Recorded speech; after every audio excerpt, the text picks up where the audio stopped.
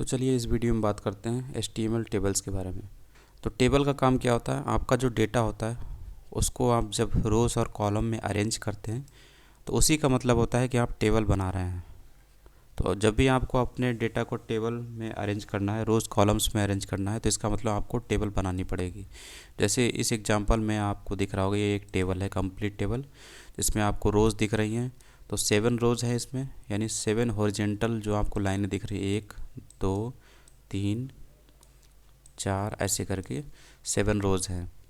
और ऐसे ही आपको 3 कॉलम दिख रहे होंगे जो वर्टिकल होते हैं, ये कंपनी वाला कॉलम, कॉन्टैक्ट वाला कॉलम और कंट्री वाला कॉलम। ठीक, तो इस तरीके से आपके 3 कॉलम हैं। तो आपने अपने डेटा को रोज़ और कॉलम्स में बांट रखा है। तो ये कैसे बनाते हैं, इसके लिए आपको टेबल एलिमेंट का इस्तेमाल करना होता है। तो आपने यहाँ पर जैसे टेबल एलिमेंट का इस्तेमाल किया और इसी के अंदर सारा डेटा आपको रखना होता है। और इसमें मुख्य रूप से आपको 3 जो टैग है वो इस्तेमाल करने होते हैं, टेबल रो, टेबल हेडिंग और टेबल डेटा।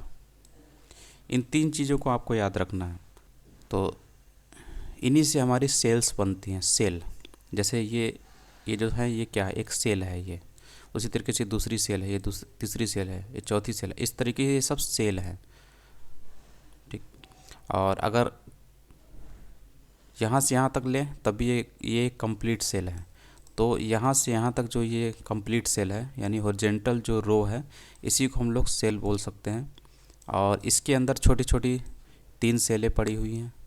ठीक, उसी तरीके से दूसरी वाली रो एक सेल है, रो सेल है कंप्लीट, और इसमें छोटी छोटी 3 सेलें हैं, एक ये सेल, एक ये और एक ये, जिसमें कंटेंट भी पड़ा हुआ है। ठीक, तो इस तरीके से सबसे पहले आपको डिफ़ाइन करना होता है सेल्स को। ठीक, तो सबसे पहले आपको रो बतानी पड़ती है। तो जैसे इस एग्जांपल में इसको देखिए बनाते हैं। तो टेबल के लिए सबसे पहले आपको टेबल एलिमेंट बताना होता है। ठीक है, ये टेबल एलिमेंट है और इसके अंदर आपको पहले रो डिफ़ाइन करना होता है कि कौन से रो में आप काम कर रहे हैं। तो पहली रो है, ये एक ही रो है, इस टेबल में एक ही रो है। ठीक, तो आपको TR एलिमेंट का इस्तेमाल करना पड़ेगा या TR टैग का इस्तेमाल करना पड़ेगा, क्योंकि यहाँ आपने पहले रो बना रखी है, रो। ठीक, तो TR लिखा, ओपन टैग, फिर ये क्लोज टैग। इसके अंदर आप सेल्स बनाते हैं, मतलब इस मेन रो को, सिंगल रो को आपने 3 सेल में बांट दिया। ये जो पहली सेल ये है, दूसरी सेल ये है, तीसरी सेल ये है। इनके बॉर्डर भी आपको दिख रहे होंगे तीनों के। तो इन तीनों सेल को बनाने के लिए हम लोग TD एलिमेंट का इस्तेमाल करते हैं।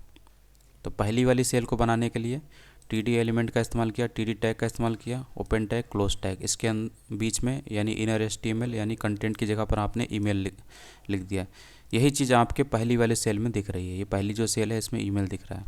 उसके बाद ये दूसरी सेल है, इसको भी हम लोग TD एलिमेंट से बनाते हैं, TD टैग से बनाते हैं। ठीक, और इसके अंदर टोबियास लिखा हुआ, तो आपको यहाँ पे टोबियास दिख रहा है। उसके बाद तीसरी सेल बनाते हैं जिसमें लिनस लिखा हुआ है, तो आपने TD एलिमेंट का इस्तेमाल, TD टैग का इस्तेमाल किया और उसके बीच में आपने लिनस लिख दिया, जो कि आपको यहाँ पे दिख रहा होगा।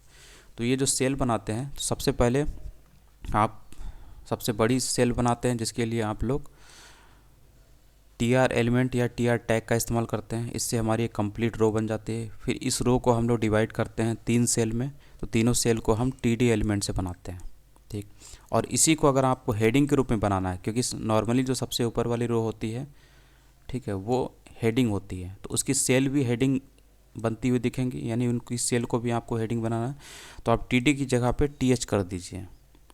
जहाँ पे TD लिखा है उन सभी की जगह पर आपको टेबल हेडिंग यानी TH कर देना है। तो इससे क्या होगा, एक से ज़्यादा रोज़ हैं तो सबसे ऊपर वाली जो रोज़ है उसकी सेल को आप टेबल हेडिंग से बनाइए, TH से बनाइए, तो वो थोड़ा हाईलाइटेड दिखाई देगी ऊपर वाली रो की जो सेल्स हैं, क्योंकि उसे आपने हेडिंग के रूप में बनाया है।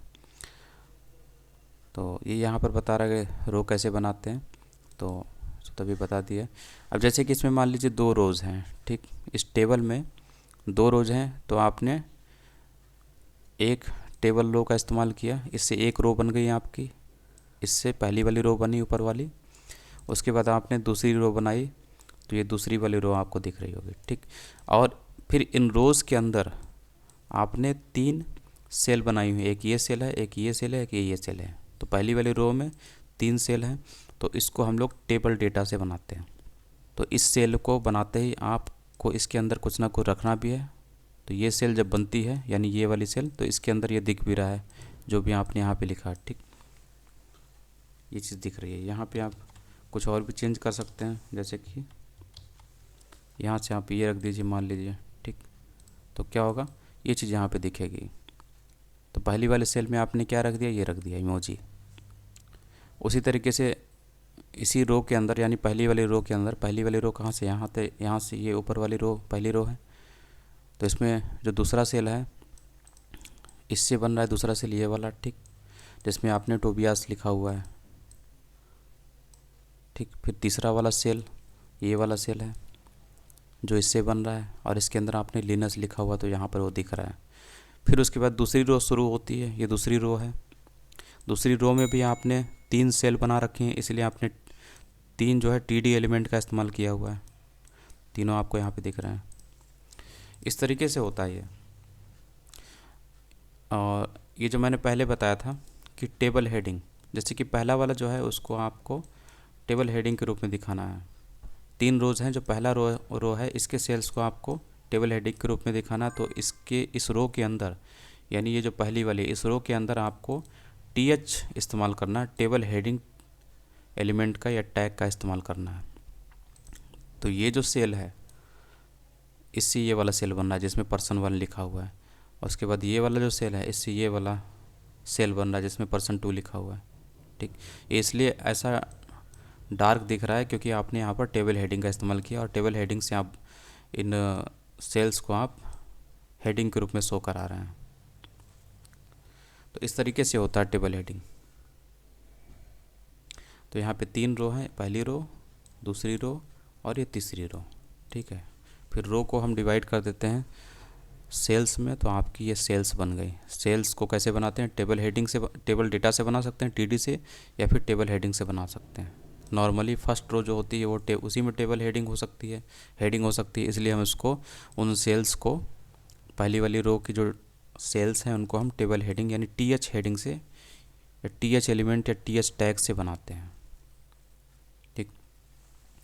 अब इसके बाद आपको यहाँ पर स्टाइल एट्रीब्यूट का भी इस्तेमाल किया है, और ये तो क्या होता है आपको पता होना चाहिए। स्टाइल एट्रीब्यूट का इस्तेमाल किया, यहाँ पर CSS प्रॉपर्टी और उसकी वैल्यू इस्तेमाल की गई। यहाँ पर 100% का मतलब ये होता है कि ये जो टेबल है अपने पेरेंट एलिमेंट की जो विड्थ है उसके 100% को कवर करने की कोशिश करेगी। तो इस टेबल एलिमेंट का जो पेरेंट है वो कौन हो जाएगा, बॉडी। यानी बॉडी के 100% की विड्थ को कवर करने के लिए ये हमेशा कोशिश करती रहेगी टेबल। यानी कि अगर अभी आपको ये जो विड्थ दिख रही है टेबल की, ठीक, तो इतनी बॉडी है, वो जो वाइड दिख रही है ये बॉडी है, बॉडी एलिमेंट से जो बनी हुई है एरिया।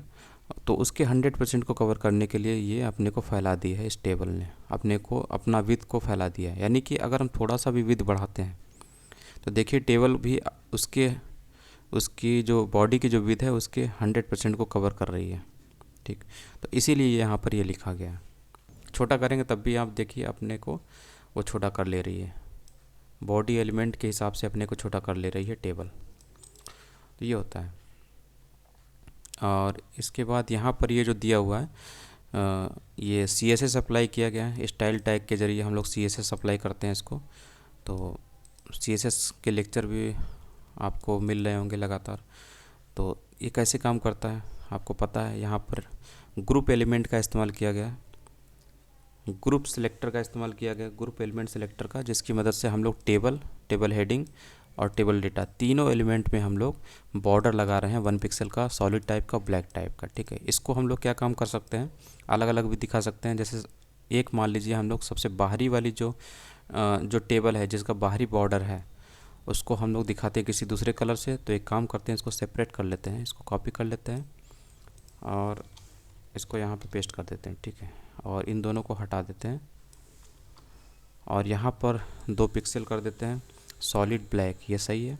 यानी आउटर लाइन इसको चाहो तो ब्लू कर सकते हैं, ठीक है। और टेबल हेडिंग जो है इसके दूसरा कलर का कर देंगे, इतना कॉपी कर लेते हैं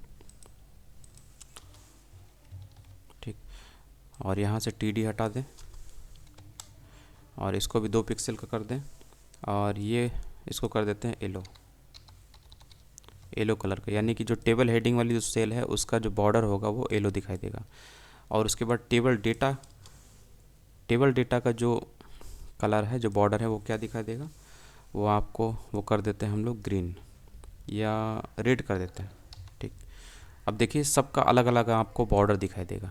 ठीक है, तो सबसे बाहरी वाली लेयर देखिए, सबसे बाहरी वाला बॉर्डर यानी टेबल का बॉर्डर कैसा हो गया, 2 पिक्सल का हो गया, सॉलिड टाइप का हो गया और ब्लू कलर आपको दिख रहा होगा। उसके बाद टेबल हेडिंग जो सेल है वो भी 2 पिक्सल का बॉर्डर दिखा रही है, सॉलिड टाइप का दिखा रही है स्टाइल, और उसका कलर क्या है, येलो है। इसलिए आपको टेबल हेडिंग का जो बॉर्डर दिख रहा होगा ऊपर वाली रो में जो 3 सेल हैं, तीनों सेल टेबल हेडिंग को शो कर रही हैं, इसलिए येलो उनका बॉर्डर दिख रहा है। उसके बाद टेबल डेटा, बाकी जो सेल हैं वो सब टेबल डेटा सेल को दिखा रही हैं, तो रेड कलर का है 2 पिक्सल का, तो आपको दिख रहा होगा रेड कलर का। तो इस तरीके से आप सारे जो एलिमेंट हैं उनमें CSS सप्लाई कर सकते हैं और उनके बॉर्डर को भी बना सकते हैं। तो इस तरीके से हम लोग बनाते हैं। तो CSS के जो लेक्चर हैं वो भी लगातार वीडियो उसके पढ़ रहे हैं, तो उसको वो आप देख सकते हैं CSS। तो यहाँ पर एलिमेंट सेलेक्टर का इस्तेमाल किया गया, जिसके ज़रिए हम लोग जो एलिमेंट है उसमें हम लोग सप्लाई करते हैं CSS को।